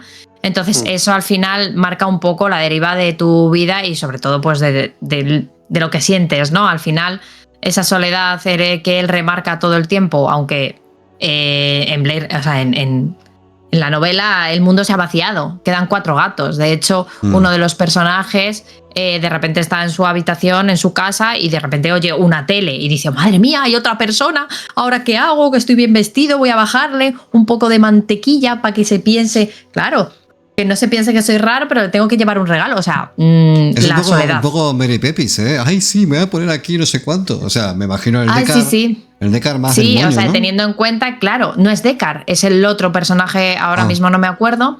Es otro vale, ya sé personaje cuál principal. JF. Sí, Claro, JF. que es, Ajá. claro, que es el que no se ha ido porque como no ha dado en los test de CI lo mínimo para poder emigrar, es un desecho, entonces se ha tenido que quedar en la Tierra. Y claro, y lo que primero que dice es, ten cuidado que no se dé cuenta que eres un mermao, que no te va a querer Cabeza de hablar. chorlito. Cabeza de chorlito, llaman un mermao, sí. Bueno, Casi como Pippin, ¿eh? Total. Perdón. Igual que Pipín, sí. Total, que ahí tienen pues esto, el órgano de los ámnimos, la caja de empatía que convierte la religión en un simulador tecnológico de sufrimiento compartido, es que no sé, o sea, qué necesidad. Pero bueno, un rito que revela lo desesperados que están los humanos por sentir algo auténtico, teniendo en cuenta, claro, que no se dejan llevar nunca. Bueno, hay otro más, está el Kipel, que es esa basura entrópica que se acumula sin remedio, ¿no? Es casi un poema sobre la degradación inevitable del mundo material. Cada objeto tiene una función narrativa y al mismo tiempo filosófica. Pero también hay un tema que es flipante, que es la propia visión de los androides. A diferencia de los robots metálicos de Asimov, Dick imagina seres orgánicos, casi humanos, con recuerdos implantados que les hacen creer que han vivido una vida real. Esa idea, hoy muy común en la ciencia ficción, era en el 68 algo revolucionario. Lo importante no es si una máquina puede razonar, sino si puede convencerse a sí misma de que es alguien. Con este planteamiento, Dick desplaza la ciencia ficción del terreno de la ingeniería al de la psicología y la metafísica. Y hay que recordar que hace 20 años se hizo una prueba con un chatbot que simulaba ser un niño de no sé qué país del este con un comité de filósofos, ingenieros, informáticos, y se la coló al 33% del jurado. No es poco hablar con un chatbot de hace 20 años y que creas que realmente era un crío de verdad. Y así que a día de hoy, ChatGPT, claro que al final ChatGPT, DeepSeek, Gemini AI y todas estas, pues se nos viene un poco dado, ¿no? Lo damos por hecho. Pero si nos plantan al otro lado una IA, ¿seremos capaces de saber que esa persona es real o es un chatbot a día de hoy? Cuidado, ¿eh? La crítica literaria ha resaltado un punto clave. Es que la novela funciona con 3 niveles. El primero, aventura distópica. El segundo, alegoría moral sobre la empatía y la deshumanización. Y el tercero, como un ensayo cubierto sobre la autenticidad y el simulacro. En esa triple capa, es esa triple capa lo que la convierte a esta obra en un clásico. No sorprende que, aunque no ganara premios en su momento, aunque fue finalista del Nebula en el 68, porque no lo consiguió, con los años su prestigio no ha hecho más que crecer. Evidentemente, y hoy es habitual verla en listas de las mejores novelas de ciencia ficción del siglo XX. Se la estudia en universidades, se la cita como influencia directa de obras posteriores y se la considera una piedra angular de la literatura especulativa. Incluso críticos que no suelen ser entusiastas de Dick por considerarlo irregular en su producción, hijos de verdad, es que todo les parece mal, hasta que lo que no se comen les cae mal. Reconocen que aquí alcanzó un equilibrio poco frecuente, ¿no? La historia atrapa, los personajes generan dudas incómodas todo el tiempo, porque la primera vez que se le plantea a este hombre que a lo mejor es el androide, yo me quedé... ¡Oh! ¡Jolines! Oh, o sea, Dios. me quedé jolines total, ¿eh? Sí, la historia atrapa, los personajes generan esas dudas y las ideas dejan huella mucho después de cerrar el libro. Vale, Alberto, Ese ¿quieres es un comentar melón algo? también, ¿eh? A tratar.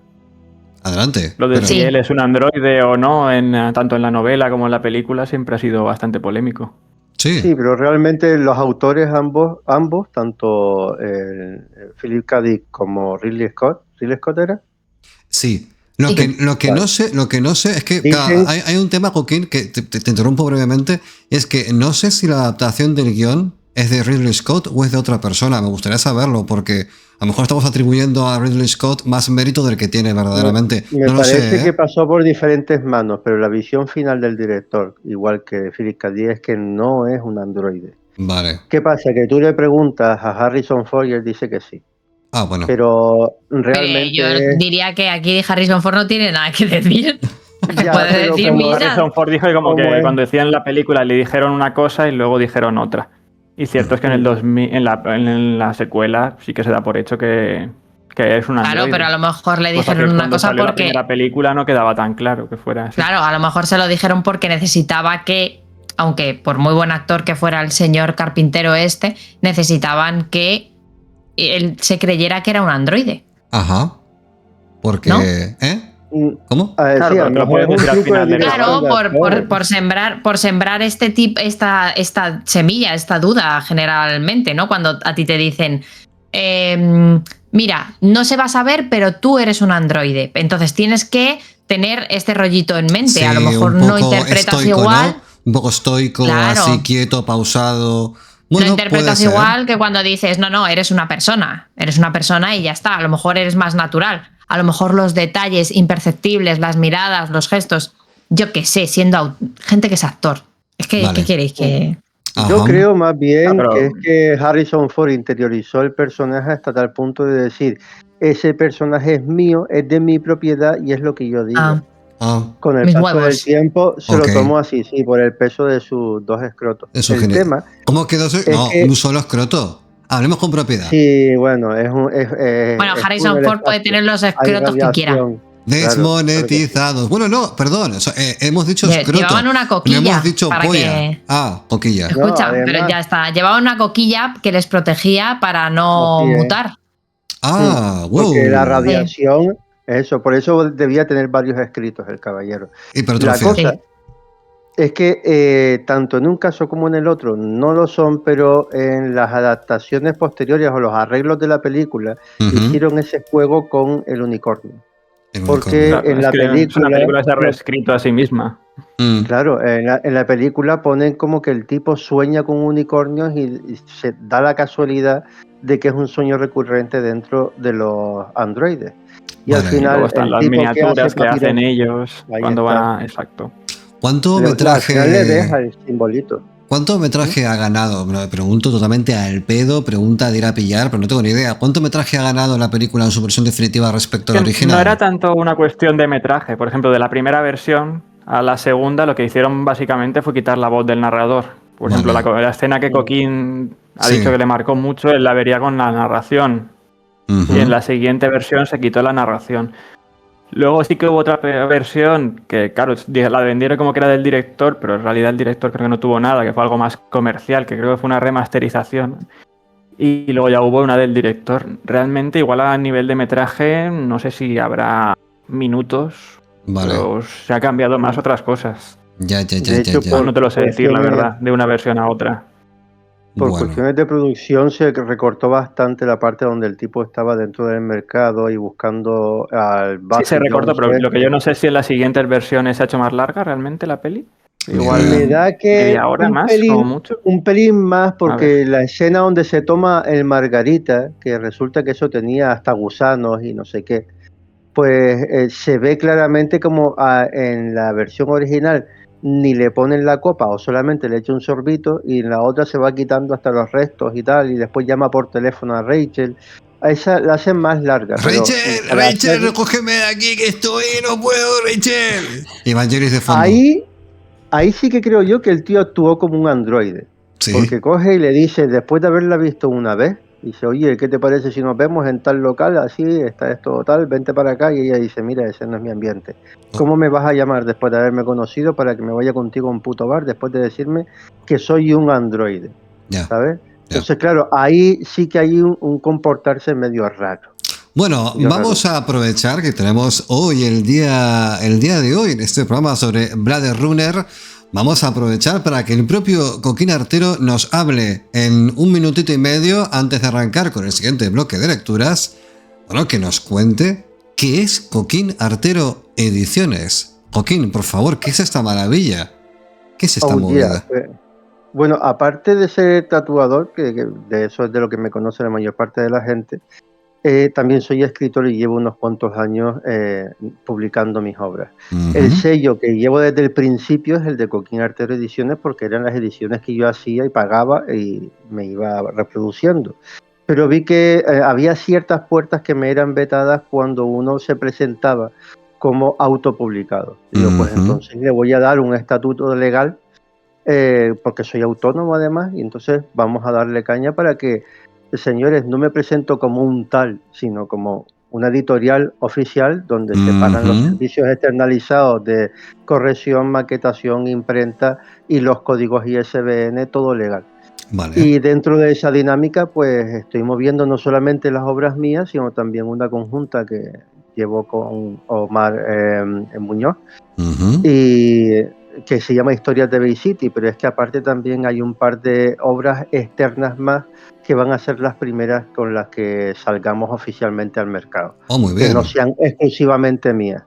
Y como tal, pues ahí estamos en ese proceso, terminando de cambiar el código IAE y comprando el primer paquete de códigos ISBN, que casualmente cuando te presentas como editorial, el paquete sale más barato que no si eres un autopublicado.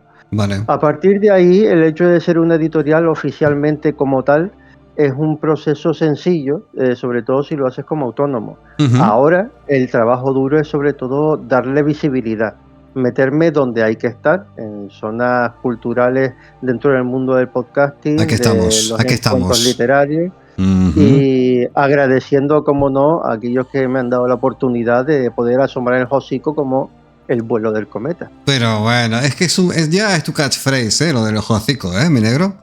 Vale, pues vamos a meternos con el siguiente bloque de lecturas. Nos acercamos a la recta final de este programa sobre Sueñan los androides con ovejas eléctricas, Blade Runner, Philip K. Dick y Ridley Scott. Todo aquí, totum revolutum. Diana, 3, 2, 1, va lectura. Es extraño, continuó Rick.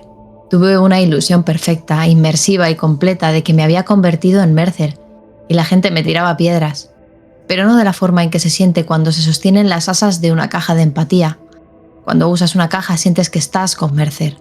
La diferencia es que yo no estaba con nadie más. Estaba solo. Ahora dicen que Mercer es falso. Mercer no es falso, salvo que la realidad lo sea. Esta colina, pensó, el polvo y las piedras, todas distintas unas de las otras. Me temo que no puedo dejar de ser Mercer. Una vez se empieza, es demasiado tarde para retirarse. ¿Tendré que volver a ascender la colina?, se preguntó. Para siempre, como Mercer, atrapado por toda la eternidad.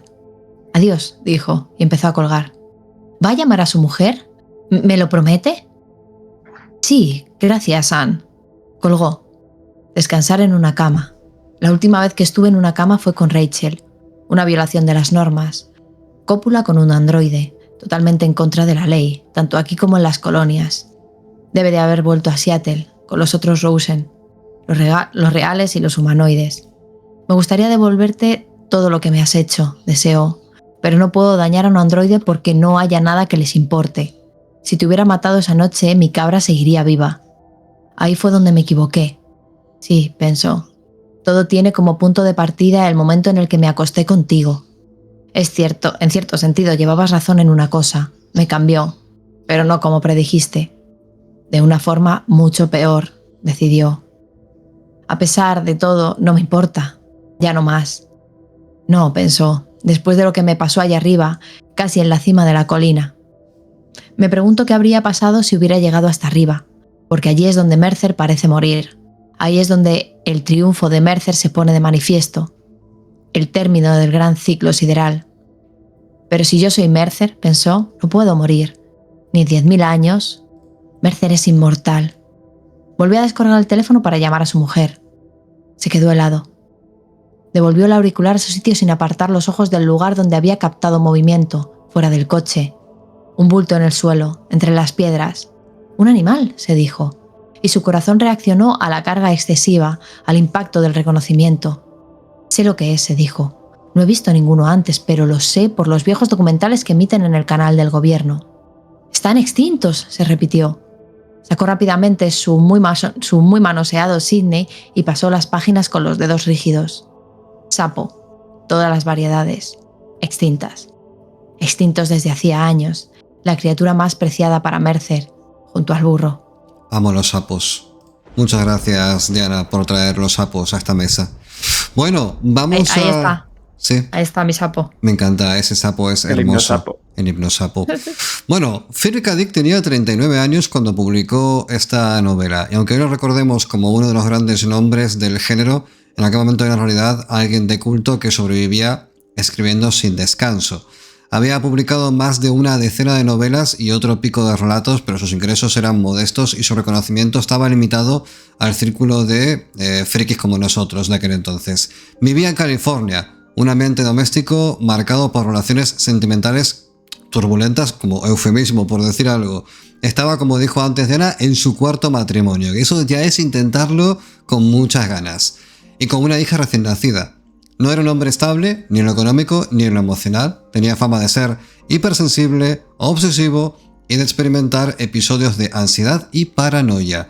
Para mantener el ritmo de trabajo recurría con frecuencia a las anfetas, algo bastante común entre escritores pulp de la época, pero que en su caso alimentaba todavía más sus estados alterados de conciencia. Esa vida personal difícil en su se caso, filtraba. En casi todos los casos, supongo. Sí, todo continuamente. Sí, efectivamente. Sí, esa vida personal difícil se filtraba en su escritura, evidentemente, ¿no?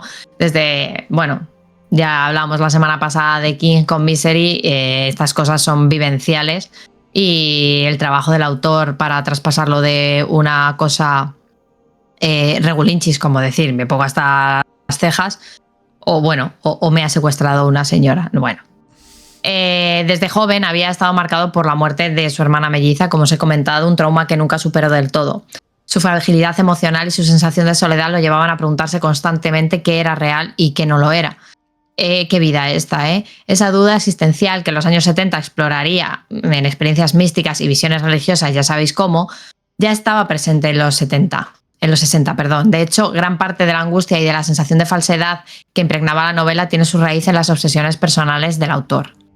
Al mismo tiempo, Dick estaba en lo que muchos críticos consideran su momento de mayor creatividad. Estaba en fire el tío. En apenas un lustro escribió Los 3 estigmas de Palmer Eldritch, Ubik, que ya sabéis que está basado, uno de los dedos de la mano de Dios de Berserk, que está basado en esta obra. Wow. Y sueñan los androides con mucha gente, muy larga esa. Obras que hoy se consideran fundamentales, pero que en ese entonces no le daban estabilidad económica ni mucho menos prestigio literario.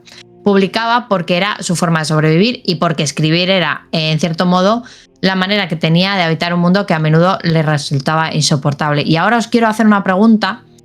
Porque es una pregunta muy necesaria. Sí. ¿Vosotros os imagináis vosotros que Valladolid se convierte en los suburbios después de una guerra terminal? ¿No lo es ya? ¿Os imagináis? ¿Os imagináis que queréis impresionar a vuestro suegro adquiriendo una rata topo, pero que necesitáis el catálogo Sydney y que solo está en lengua extranjera? Cuéntame más. Pues de pronto, tu aerocarro se detiene y encuentras Eurobook, una librería especializada en idiomas y en español como lengua extranjera. Eurobook nació en el año 1990, ya tela es antidiluviano, como respuesta a una necesidad creciente de libros en otras lenguas. Dentro de este marco han apostado siempre por la variedad, no centrándose solo en lo más fácil, que es la enseñanza de idiomas, sino también disponiendo de una amplia sección de literatura en diferentes idiomas y de secciones de pedagogía, historia, libro de gran formato, diccionarios, viajes, software y también, como no, novelas de este tipo tan chulas, ¿no? 35 años de servicio al cliente avalan su dedicación a la divulgación, el aprendizaje de otros idiomas y la literatura, tratando siempre de facilitar el acceso a un catálogo internacional cada vez más amplio. Eurobook, en Valladolid, la librería de idiomas que rezarías por encontrarte cuando quieres demostrar que no eres un androide sin alma. Me encanta, estoy enamorado de Eurobook. Gracias por tanto, Valladolid, gracias. Bueno, la obsesión de Dick con la empatía tenía también un trasfondo biográfico. Dick estaba convencido de que el mal más radical consistía en encerrarse en uno mismo, en ser incapaz de sentir con el otro. No sorprende que sus androides encarnen precisamente esa carencia, ni que su protagonista, Deckard, deba aprender a apagar la empatía para hacer su trabajo, enfrentándose a un dilema que el propio Dick conocía. ¿Qué queda de nosotros cuando nos volvemos insensibles? Así, leer Blade Runner es también asomarse a la mente de un hombre que vivía en la cuerda floja, atrapado entre la lucidez creativa y la fragilidad emocional, entre la necesidad de producir y el miedo a perder contacto con lo real. El libro es, en buena medida, un autorretrato disfrazado de ciencia ficción. Sí, porque cuando salió la novela a la venta en 1968 no provocó una revolución inmediata, no fue superventas ni copó escaparates y desde luego no convirtió a este señor en millonario. Lo siento, es raro que os convirtáis en millonarios de la noche a la mañana, eso no solo le pasa a Stephen King. Fue recibida como una buena novela de ciencia ficción dentro de un nicho bastante cerrado y ya está, señor, ¿qué más quiere? En el mundo académico y crítico la recepción fue correcta. Fuera de los círculos especializados apenas se habló de ella. Hay que recordar que la ciencia ficción todavía se veía como un género menor y casi infantil. Dick solía bromear con que era un campo reservado para adolescentes y adultos raros. Ay, no estaba tan lejos de la verdad, ¿verdad? Estamos aquí algunos adultos raros. Un poquito. La literatura seria miraba hacia otro lado totalmente contrario. Hay dentro del propio fandom de la ciencia ficción, la novela tampoco eclipsó al resto de su producción. Obras como El hombre en el castillo o Ubik atraían más atención. Algunos contemporáneos veían esta novela como otra buena novela de Dick, pero poco más, no era su obra maestra. De hecho, hubo críticos que señalaron que era una novela interesante, pero no necesariamente la mejor de su bibliografía. El resultado es que durante los años 70 el libro quedó en segundo plano, no desapareció pero tampoco circulaba como un título imprescindible. Pasaba de mano en mano entre aficionados al género, comentado en revistas especializadas y recomendado por lectores de culto. Una joya escondida más que un clásico consolidado. Todo cambió en 1982, porque esto lo cambió todo. 14 años después de su publicación, ese fue el año en que Ridley Scott estrenó la película Blade Runner, y de pronto la novela, que había tenido un eco discreto, se convirtió en el origen de una película llamada a ser de culto. Las editoriales corrieron a reeditarla, esta vez con portadas que destacaban el título de la película y la cara de Harrison Ford. Fue el empuje definitivo que la sacó de los márgenes y la colocó en el centro del imaginario cultural. Paradójicamente, la novela alcanzó fama mundial gracias a su adaptación, no por sí misma. Philip K. Dick había muerto unos meses antes del estreno, así que no pudo ver cómo aquel libro suyo, que en los 60 pasó sin pena ni gloria, se convertía en objeto de culto. F por Dick. Es uno de esos casos crueles de la literatura donde el reconocimiento llega tarde. Hoy con perspectiva. Lo pudo oler, pero no lo vio. Un poquito de preproducción. Ostras, sí. Sí, es como Alguna cosita le enseñarían, pero qué guarrada, ¿eh? Sí, el precum de la película. Hay un poquito igual. Ahí, pero se quedó en nada. No llegó. Bueno. Has dicho. Déjalo. ¿Qué has dicho? Cine. Nada. Hoy, con perspectiva, podemos decir que la repercusión inicial fue modesta, pero con el tiempo le dio la razón. En 1968 fue una novela interesante para especialistas. A partir de los 80 pasó a ser un clásico indiscutible, estudiado, reeditado, analizado y, motivo de masturbación para todos nosotros aquí reunidos como hermanos. Y esta transformación se debe tanto a sus propios méritos literarios como al poder multiplicador del cine. Me encanta esta palabra, multiplicador. Multiplícate. Bueno, quiero comentar a Alberto una pregunta. Ridley Scott, cuando llega a este proyecto, ¿en qué estatus estaba? ¿Era ya un tío potente o estaba a medio cocer? Era un tío potente porque acababa de hacer Alien. Entonces estaba ya en la cresta de la ola. Estaba en la cresta. Antes de convertirse en el mierda que es ahora. Wow, duras palabras, porque la última película de Ridley Scott... ¿Cuál es la última película de Ridley Scott? ¿La de los caballeros que se dan de hostias? ¿Los duelistas? No, esa es la primera. ¿Napoleón puede ser? Napoleón aún no la he visto. Mierda. Gladiator 2, que no sé si es peor que Napoleón incluso. Bueno, Gladiator 2. Sí, Gladiator 2. Me quedé dormido en esa película. Sí, me mantengo en que es un mierda y que ojalá hubiera muerto él en lugar de Tony Scott. ¡Wow! Durísimas palabras que espero que nadie tome demasiado en serio, aunque lo pensemos de verdad. Bueno, vamos a meternos ya con asuntos del cometa. Ya está, el programa ya está hecho.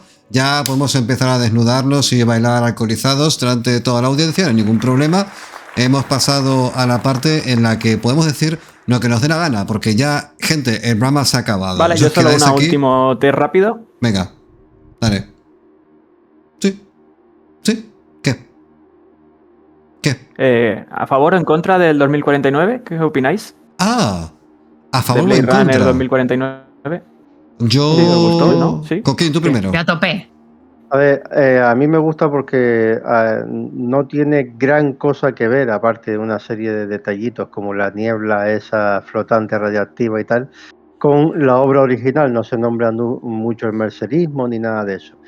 Pero de por sí, aprovechando la peli, salió algo bastante más lustroso como esto del lore que viene detrás. El 2049 me gustan mucho los escenarios que se hicieron y hasta incluso cómo quieren desarrollar después qué es lo que pasa con todos los Nexus. Lo que pasa es que para poder enganchar la primera película con la segunda, en medio tenemos el Black Lotus y un par de cortos. Uh-huh. Que eso hace que más que ayudar, pues desestabilicen un poquito, Vale, Diana, te toca. ¿Sí o no? Sí. Vale.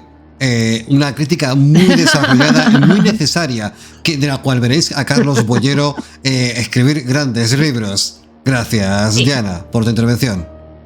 De nada. Yo una cosita que quiero decir antes de que tal, sí. Es que hay una versión radiofónica hecha por Radio Nacional de España, de Sueñan los androides con ovejas eléctricas, que está a medio camino entre la película y el libro. Y sí, como dice muy buena, Diana, sí. Es buenísima. Muy buena. Vale, entonces... Muy bien interpretada, muy bien todo. Para mí la película es un no. Yo, 2049, me dejó igual. Dije, mira, entre ver esto y no ver nada, me quedo igual. No la entendí. No que es una película. Ajá. Vale. Ajá. Vale. Que eres, sí. Que eres un espía de la KGB infiltrada dando por culo al programa. Bienvenida. Seguramente. Camarada Diana. Sí. Alberto, la respuesta es ¿debería ser sí o debería ser no? Tú que eres aquí el pilar del cual mana el conocimiento cinematográfico. ¿Cuál es la verdadera respuesta, maestro? Bueno, yo pienso que no hay una respuesta absoluta. Cada uno tiene derecho a tener su opinión. No, eso es una dictadura. Mójate. Para mí, diría que es no, la verdad. De entrada me resistí bastante a que hubiera... De entrada me resistí bastante que hubiera una secuela de Blade Runner. Pienso que acaba perfecto. Vale. Ahí está un poco lagado el maestro cinematográfico, Que nos ha hecho... ¿Me oís? No, luego me potenció bastante para verla. Ahora sí, continúa, perdón. Has tenido un lagazo ahí. Continúo. Vale, perdón. Pues luego me potenció bastante a verla, pues Villeneuve, porque al final es un buen director y pensé, un buen director tiene que hacer una buena película. No diría que es una mala película, sí que diría que es una película que podría resumirse en una paja a nivel estético, porque a nivel estético es una película de 10 y no creo que nadie pueda decir lo contrario. No, sin duda. A nivel argumental, creo que hace aguas por muchos lados. Es un constante ir y venir de sitios y de seguir pistas que tampoco están muy bien enlazadas y de darte falsas pistas para dirigirte a un sitio para luego hacerte un quiebre y decir, pues no. Creo que era innecesario y que no... Villeneuve, debo decir, mientras Alberto está lagueado y agonizando en su conexión del modo más terrible posible, haya vuelto, ¿vale? Pero podríamos haber... Vale. Alberto está ahora mismo en un estado de tránsito entre la vida y la muerte a nivel electrónico. Villeneuve es un director que a día de hoy no sé si lo odio o lo amo. Aún no lo tengo claro. Dicho lo cual, vamos a pasar a los asuntos del cometa. Hay que pedir perdón. ¿Hay que pedir perdón? Voy a pedir perdón. ¿No pido perdón? Pide perdón. Pido perdón. Arrepiéntete. Voy a pedir perdón por un tema. Voy a pedirle perdón a mi hermana. A la pequeña. Por todos los años que le di el mando del jugador 2 y no estaba conectado. Es un clásico, ¿eh? Esto lo hacemos todos los hermanos. Somos gente despreciable que queremos jugar tranquilos, que nos endosan al hermano pequeño random del momento, porque al final los hermanos, como somos camadas muy grandes, van cambiando conforme natalidad.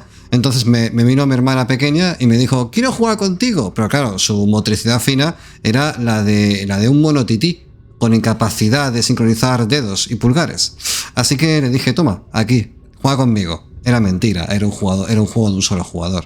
De hecho, era una aventura gráfica que refuerza todavía más la crueldad del hecho. En Full Throttle no se puede jugar de 2. Te mentí. Sara. Sí. Luego hablamos, Sara. Luego nos pasas la factura del psicólogo, por favor. Las aventuras gráficas de LucasArts no tienen para jugar 2 personas. O sea, deja, no te recrees. Ya se lo has dicho. Debería haberse dado cuenta también. También pienso que es un castigo por su falta de... Ya estamos como con lo del señor del satélite. Me han hecho comentarios. Justificándome. Me han hecho comentarios. Justificándome, Me han hecho comentarios sobre sobre lo del señor del satélite. Sí, acabé en muy mala posición. Sí. No. Te aman.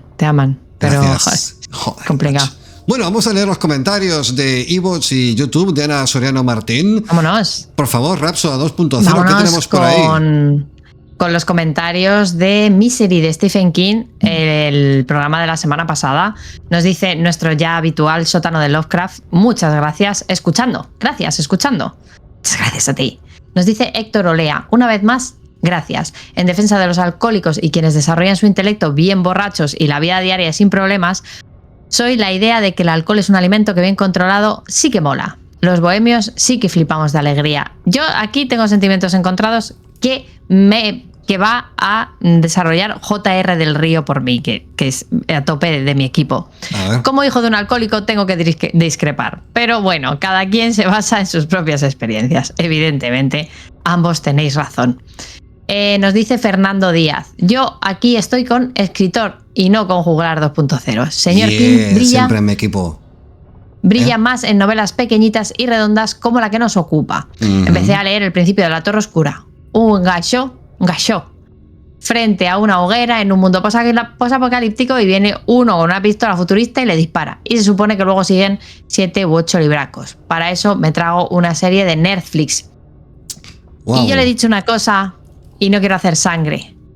Que por esta vez, Fernando Díaz, no te lo voy a tener en cuenta. Oh, wow. Temed, mortales. Nos dice la loba blanca de nuestra casa, que el meme de que ahora las mujeres fracturan con esta película. Creo que es una canción, ¿no? Sí. Dice también que King convierte en poderoso el exorcizar sus demonios. Predicar con el ejemplo. Muy buen programa. Muchas gracias.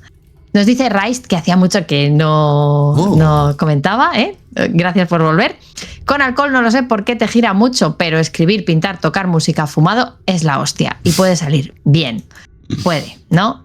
Y yo digo que a los 70 nos dejaron clarísimos ejemplos de que se puede hacer virguerías. En mi caso, nada más allá que ejecutar los pasos de Paquito Chocolatero. Ok. Gracias. Nos dice Boxer, si secuestramos a Álvaro y le damos martillazos en las piernas hasta que publique Atlas Rojo, siempre podremos culpar a King de nuestra locura transitoria. No me toquéis, Álvaro, ya. Que soy tiene mucho que hacer. el único que sabe subir los programas. Sí, luego cuando sí. dé la prenda me podéis matar. Sí, luego ya lo vemos, ¿eh? De momento me es Pero no lo útil. subes con los pies. Bueno, no des ideas, déjalo No, ahí. buen punto ahí, buen punto. Ya, pero tiene que moverse. Que le dejéis. O sea, de momento está bien como está. Vamos a dejarlo. Total, que dice JR del Río, que es de los míos. Tremenda novela, tremenda peli. De la peli me quedo con Katie Bates, que da verdadero miedo de la novela, con todo lo que no se ve en la peli, como los fragmentos de la novela de Misery. Una suerte de historia dentro de la historia. Es verdad que es muy chula. Y yo digo que para cómo estaba King, se sacó la chorra y se la pasó a los críticos por toda la cara. También me dice que aquí otro fan de Los Ojos del Dragón y, por supuesto, de La Torre Oscura. Ahí está. Nos dice Jesús Escribano García. Salvo algún truño, por ahí suelen salir muy buenas películas de los libros del Rey King. Peaso, podcast os marcáis. Muchas gracias. Discrepo ligeramente sobre que siempre son buenas, pero bueno, en fin, siempre hay cosas interesantes en los mundos de King que ver en la gran pantalla o en la chiquita, la que tú quieras. Nos dice Marta Roca 86. Ay, eres el que escribió el relato de A propósito de Dagón. Si es así, tengo que decirte que me encantan tus relatos. Genial. Pero no me partas las Efectivamente, piernas. Marta sí es editado por Ediciones El Transbordador y tiene más, porque es verdad que ese que dices es de A propósito de Lovecraft y luego está de Lovecraft. Si quieres más, hay más. Hay más. Nos dicen las garrapatas fermentadas todas a una misma voz, casi. Nos dicen gracias y nosotras le devolvemos el gracias porque no podemos más que maravillarnos con su existencia y con su intelecto capaz de decir gracias. Nos dice Dime. Flipando con que un insecto sea capaz de saludar. Yo pago internet para conectarme a Discord y escuchar a Diana decir estas cosas. Gracias por tanto. Y no, es que Ya, de verdad, sí. no lo merecemos tampoco. Es cierto, cierto. Pues, por otro lado, cierto. Nos dice Dime, que es su nombre. Ajá. Gran programa como siempre y ahora con ganas de leerme el libro. Es curioso pero las novelas que más me gustan de King suelen ser las que no son de terror como tal. Es verdad que creo que King tiene una capacidad innata de hacer terrible lo cotidiano. No sé cómo se puede tomar un café tranquilo este señor. Y también nos dice Marines. Whisky. Ya no. O por la cabeza, que es muy grande. Que, claro, Ya no. muy difícil Después del oxigenar accidente aquello. ya no. Ya no, tampoco. No, ya tampoco. Tampoco tiene la cabeza grande, ¿se le ha caído un cacho? Después del accidente se volvió más flaco y se quedó como un lápiz, así. Da igual, pero el tamaño Claro. Era un tente tieso. cráneoencefálico, esa masa no reduce, ¿eh? King es todo cabeza, tío. Tú lo ves desde lejos y parece una cordillera. Chiquitita. Nos dice Marines, os recomiendo Eclipse bien y película también. Ok. Es verdad, la de Eclipse es muy chula también. Y ahora nos vamos a los comentarios de YouTube. De YouTube. Que tiene. Sí, nos dice Golonfina. Bravo, otro excelente capítulo de este programa que esperaba y que felicidades por el nuevo logo que ha quedado muy chulo. Gracias. Y nos dice Matías Brollo, también ya de esta casa de siempre, como cuando cierta gente hablaba de romperle una pierna a Álvaro por haber matado a Alex, el piloto. No salís, ¿eh? No salís de lo del piloto. Chicos, tenemos O sea, que superarlo No, juntos, pero ¿eh? hay que reconocer que ahí no tuvo empatía alguna con el lector, ¿eh? No. No era necesario, o sea, pero no fue él realmente. Fue... El ¿Quién fue? Coño, escritor, el escritor. claro, fue Mael. Claro. Bueno, se ha quedado buena noche, ¿verdad, damas y caballeros? Hemos llegado al final de Escucha, este vuelo hay- del cometa. Subimos ¿Qué quieres? que hay hay un par de comentarios que quiero hacer. más, por ejemplo, porque hemos subido un último programa sobre, o sea, un Cometa Express, ya sabéis vale, que sí. estos son nuestros programillas que hacemos para mecenas así muy rapiditos, contándoos muchas cositas. En este último eran los orígenes políticos del zombie, Clive Barker, por supuesto, y el hijo el polémico Orson Scott Card. Wow. Y aquí hay un comentario de Okami Ulf, que se acaba de incorporar a nuestro chat de Telegram, y ahí le doy la bienvenida. Y aquí nos comenta que es más horrible el trasfondo del zombie que el propio zombie. Correcto. El grupo Muy de Telegram, cierto. el enlace está en la descripción de cada programa y puedes encontrar en la dársena, el puerto de embarque para entrar a este mundo de miseria y depresión que es donde habitamos nosotros. Efectivamente. ¿Qué más quieres Nada, comentar? he terminado ¿Ya? por ¿Has mi acabado? parte. Al fin, qué pesada eres, ¿no? O sea, me tienes hasta aquí me tienes. O sea, Soy todo lo pesada que me dejas. No paras de hablar, tía, en serio, eres muy molesta. Yo creo que yo soy tan pesada como a ti te gusta que sea pesada. No. Lo que pasa es que te gusta hacerte el duro, y yo no especialmente pesada. 1 hora y 35 minutos de aguantarte. Menos mal que está Joaquín y Alberto hoy con nosotros porque estoy ya hasta Te voy el a rabo. decir una cosa. Estoy muy sorprendida de que sea solo 1 hora y 35 minutos. 1 hora y 35 minutos en la cual vamos a acabar, no sin recordaros, Fantarquía, evento de fantasía peligrosa el 29 de noviembre en La Lenta, invernadero cultural junto a las Torres de Quart, en el centro de la puta Valencia. Luego, el certamen de microrelatos está a punto de llegar a su fin. Si queréis publicar un micro, tiene que ser esta noche o mañana, porque luego se cierran las puertas y os quedáis fuera de las murallas. Redes sociales. Bueno del Cometa en todas partes. En X, Twitter, Blue Sky, Threads, Facebook. Que no os compliquéis. La Bueno casa del de tu Cometa. madre, teléfono, el móvil, el mando de aire acondicionado, la lámpara, todo Bueno del Cometa. Os metéis y le dais a seguir, que nos hace felices. Patreon también, Bueno del Cometa. Y gracias a todos los mecenas de iVoox y de Patreon para poder permitir que esta inmensa y maravillosa subnormalidad continúe. Sin freno, sin que nadie nos diga lo que tenemos que hacer. Porque verdaderamente no hay nadie al volante, ¿verdad? Bueno, Somos libres. somos libres como pájaros. Bueno, Alberto, Joaquín, muchísimas gracias por acudir. Empiezo por Joaquín, continúo por Alberto. ¿Queréis añadir alguna cosa antes de que vayamos a comer pizza? Mire cada uno a un lado, después miren al otro y seguramente ambas personas de las que tienen rodeándole las quiere matar. Buenas noches. Gracias. Gracias, Yo combustible para pesadillas. recordarle a todo el mundo que el pingüino siempre mira al norte. El pingüino siempre mira al norte, recordadlo, ¿de acuerdo? Un besito. Ha sido un verdadero placer. Adiós. Chao, chao. Adiós. Adiós.